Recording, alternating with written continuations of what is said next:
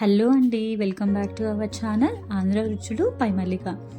నేను veg thali post చేసినప్పుడు చాలామంది మీ హోటల్లో చేసే వెజ్ కర్రీస్ చూపించమని కామెంట్ చేశారండి. సో మీ అందరి కోసం ఈరోజు అయితే మా హోటల్లో చేసే మునక్కాయ టమాటా కర్రీని ఎలా ప్రిపేర్ చేస్తారు ఏంటి అనేది మీకు చూపిస్తానండి. ఇది నేను కేవలం ఒక 20 నుంచి 25 మందికి మాత్రమే చేశాము ఈరోజు.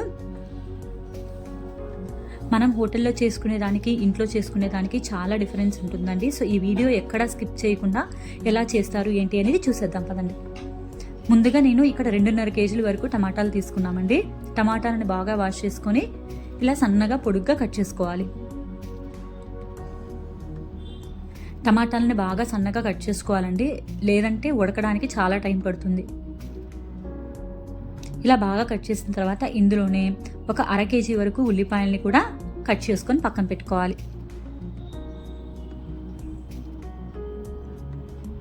ఇందులో మేము 4 పెద్ద మునక్కాయలు వేస్తున్నామండి. ఒక 4 పచ్చిమిర్చి అయితే సరిపోతుంది, ఎందుకంటే మళ్ళీ ఇందులో కారము, గరం మసాలా ఇవన్నీ వేస్తాం కాబట్టి.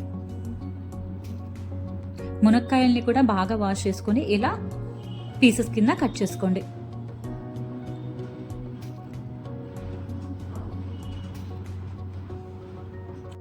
ఇప్పుడు స్టవ్ వెలిగించుకొని స్టవ్ మీద గిన్నె పెట్టుకొని ఆయిల్ వేసుకొని, ఆయిల్ హీట్ అయిన తర్వాత మనం ముందుగా కట్ చేసి పెట్టుకున్న ఆనియన్స్ని కూడా వేసుకోండి. ఈ ఆనియన్స్ కొంచెం ఫ్రై అయిన తర్వాత ఇందులో మనం పక్కన పెట్టుకున్న పచ్చిమిర్చిని కూడా వేసుకోండి.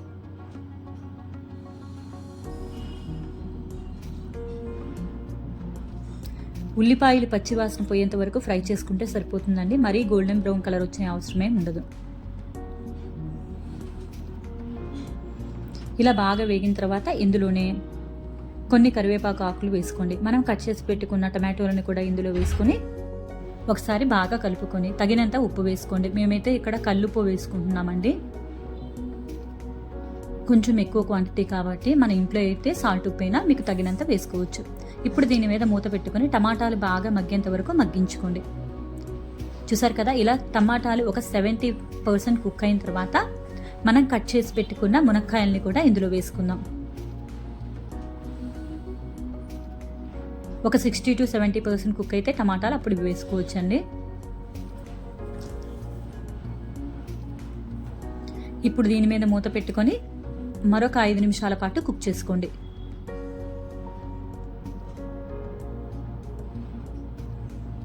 మధ్య మధ్యలో మూత పెట్టుకొని ఇలా కలుపుతూ ఉండాలండి, లేదంటే ఈ పెద్ద పెద్ద బాండిలకి అడుగంటిపోతుంది. ఇక్కడ కొంచెం వాటర్ పోసుకుంటున్నామండి. మన ఇంట్లో అయితే వాటర్ ఏమీ అవసరం లేదు, ఇక్కడ ఎక్కువ క్వాంటిటీ ఉంటుంది కాబట్టి మేము కొంచెం వాటర్ అయితే యాడ్ చేస్తాం. ఇలా వాటర్ పోసుకొని బాగా ఉడకనివ్వాలి. టమాటాలు, మునక్కాయలు రెండు బాగా ఉడికేంత వరకు కూడా ఉడికించుకోవాలండి.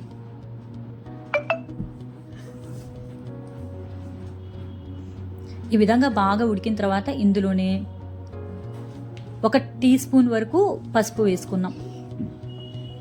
ఒక పెద్ద మనకి గెరిటె ఉంటుంది కదండి, ఆ గెరిటెతో ఒక 1/2 గెరిటె వరకు మనకి కారం పడుతుంది.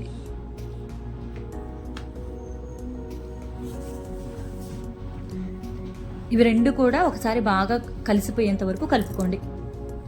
ఇప్పుడు ఇందులోనే అల్లం చిల్లులపై కొబ్బరి పేస్ట్ వేసుకోవాలండి. ఇందులోనే కొంచెం నువ్వులు కూడా యాడ్ చేసుకోవచ్చు మీకు కావాలి అంటే. ఈ మసాలానే ఈ కర్రీకి బాగా టేస్ట్ని ఇస్తుందండి. ఇప్పుడు ఇందులో ఇంకొంచెం వాటర్ పోసుకొని ఒకసారి బాగా కలుపుకోండి, మసాలా మొత్తం కూడా మనకి కూరకు పట్టేలాగా.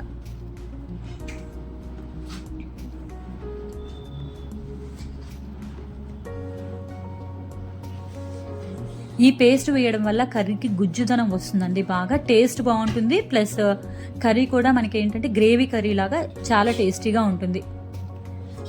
ఇప్పుడు దీని మీద మూత పెట్టుకొని మనం వేసుకున్న మసాలాలన్నీ కూడా బాగా కుక్ అయ్యేంత వరకు కుక్ చేసుకోండి. చూస్తున్నారు కదండి, మనకి కర్రీ బాగా కుక్ అయిపోయి పైకి కొంచెం ఆయిల్ తేలుతూ ఉంది. ఇప్పుడు ఇందులో మేము ధనియాలు, చెక్క కలిపి పౌడర్ చేసుకున్న మసాలా అండి, ఇది వేసేస్తాము. ఇంకా గరం మసాలా ఏం వాడము, హోటల్లోనే ఇది ప్రిపేర్ చేస్తాము, ధనియాలు, చెక్క కలిపి. సో ఆ పౌడర్ కొంచెం వేసాము. కర్రీ చాలా టేస్టీగా ఉంటుందండి. మీరు కూడా ఒకసారి ఈ విధంగా ఇంట్లో ట్రై చేయండి. మీకు ఎంత కావాలంటే అంత క్వాంటిటీ మీకు చేసుకోవచ్చు, ఎంతమందికైనా ఈజీగా వండేసేయచ్చు. ఈ విధంగా బాగా ఉడికిపోయిన తర్వాత స్టవ్ ఆఫ్ చేసుకొని పక్కన పెట్టేసేయండి. ఇప్పుడు మేము ఇలా కొంచెం చల్లారిన తర్వాత ఇప్పుడు మేము సన్నగా తరిగిన కొత్తిమీర వేస్తామండి. స్టవ్ ఆఫ్ చేసిన తర్వాతనే బాగా ఉడికిన తర్వాత ఒకసారి ఉప్పు కారం అవన్నీ చెక్ చేసిన తర్వాత ఇందులో సన్నగా తరిగిన కొత్తిమీర వేసుకుంటాము.